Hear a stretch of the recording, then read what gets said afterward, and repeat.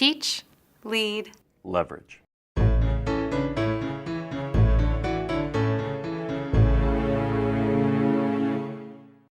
Teacher leaders are generally thought of as people with a lot of experience, people that are very knowledgeable about their craft or about educational policy, credible educators. All educators have the opportunity and the obligation to be a leader. The great thing about being a teacher, being an education professional, is that it carries a certain amount of cachet.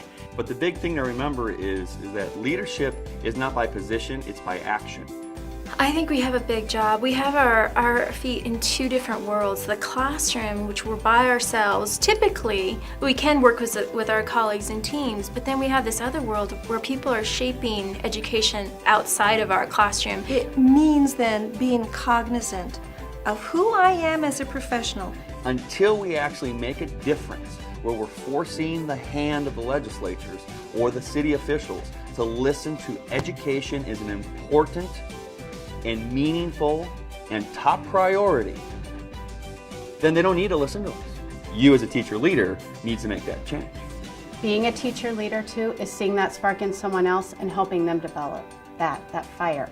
Now I look at it as it's not people coming to me, it's me going to them. One way in which you can become more involved is by liking the Arizona Teacher Leader Network on Facebook. If there's an issue that's going on that affects your field, you can actually call your legislators. You can actually write them. You can actually try to get an appointment and go see them.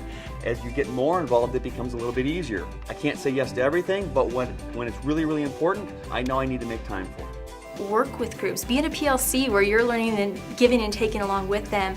Or go to these sort of professional developments like the K-12 Center puts on. I hope that teachers are starting to see themselves as leaders.